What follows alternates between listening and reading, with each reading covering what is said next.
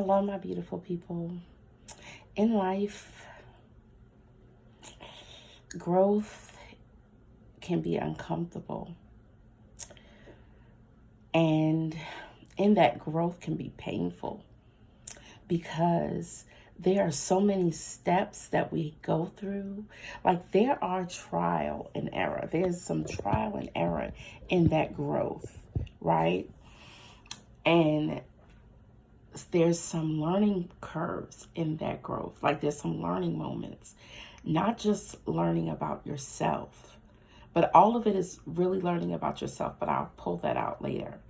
But learning other people, seeing, once you reach a certain level of the growth, you start to see people for who they are and not for the need that you have in them, because sometimes that need jades your judgment. That emotional need jades your judgment, and it can sometimes camouflage who they really are. So it allows us to see people for who they are and allows us to gear that relationship in the right direction. Because at times we have friendships, relationships with family members, spouses, loved ones, children, coworkers, even your employer, your career. There's things that sometimes we don't notice for the emotional, because of the emotional. Think about it this way. Sometimes people overlook how stressful a job is because they're looking at the main goal, which is, of course, to make money, because we have to live. Nothing's free. And at times we don't realize the cost of staying at that job and the growth of making a decision that could be uncomfortable.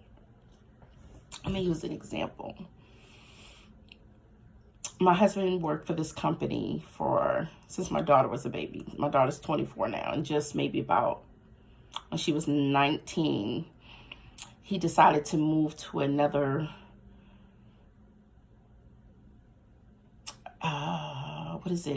sector in that company, which would mean he had to go get his license, which took about 90 days. He had to get a CDL.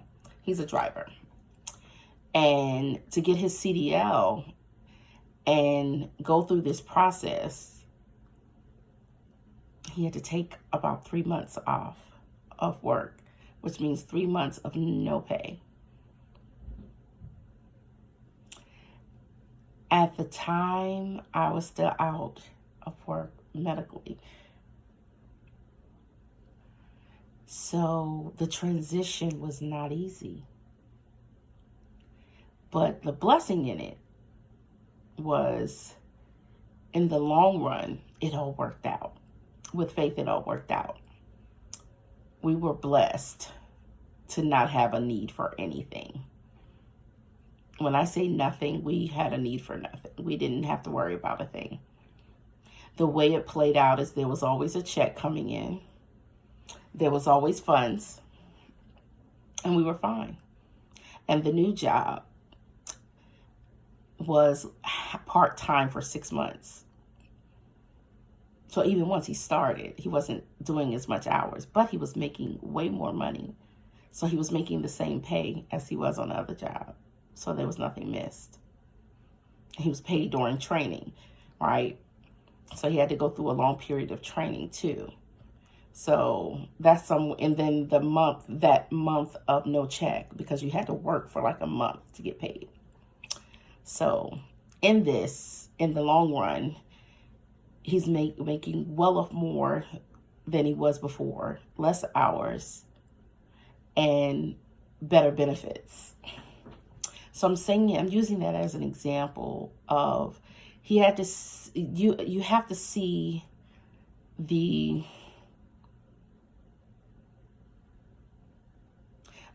a message just came in. I don't know what that means. I don't even know who that is, but they're telling me something. I don't even know what they're telling me. Anyway, that is so odd. But I'm saying that in the sense of we have to really be open to growth and open to change, because change is inevitable for growth. Because if you do the same thing over and over again, you can't expect a different result. So being the same doesn't always not mean change, but sometimes you have to be open to change, open to new beginnings, and be open to the growth in the growing pains. So there's things what will happen, and I'm saying it this way. Mind your tongue. Check your heart. And be patient. When I say mind your tongue, watch what you say. Words are powerful. Speak affirmations. If you don't like what you see, speak the opposite of what you see and speak what you want. Oh, if this is not working, you know what? This is going to go in the right direction. This is going to work out for my good. This is going to lead me to where I'm going. This is going to make it easier for me where I'm going. Check your heart, meaning mind that how you're feeling about it. Be conscious of how you're feeling about it. Okay, whoever that is calling.